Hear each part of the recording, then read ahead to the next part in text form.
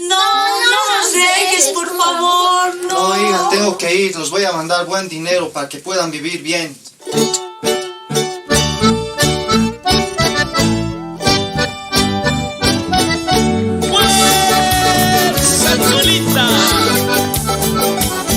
Para todos los hermanos migrantes que tienen que dejar su tierra querida. Por salir de mi pobreza me he ido a las Europas. Por ser indocumentado hoy trabajo chantajeado. Si ellos quieren me pagan bien o me siguen explotando. En mi pueblo yo vivía libre como las palomas.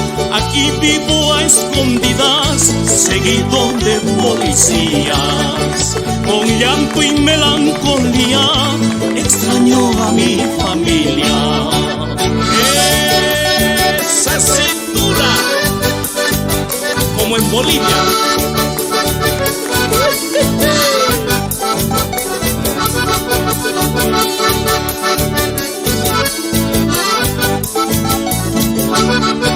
Trabajando como negro yo mandaba algunos euros. Mi mujer tan botarrate lo gastaba con su amante.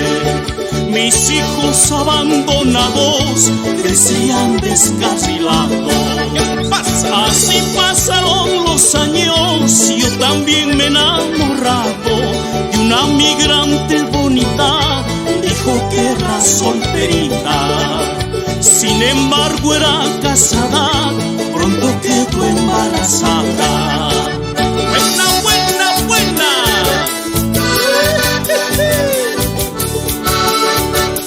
¡Viento esas caderas!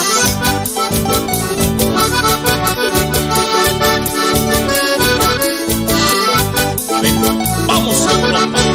Un día volví a mi pueblo buscando a mis dos hijitos. Tan grande fue mi sorpresa y era entre esos chiquicitos. Cosas que tiene la vida, 4 con el chavalito.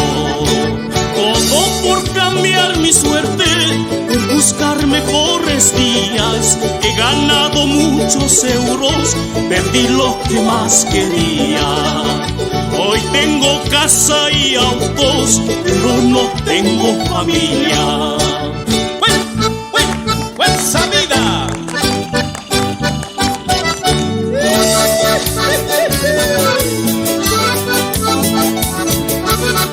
Mejor me quedo en mi tierra.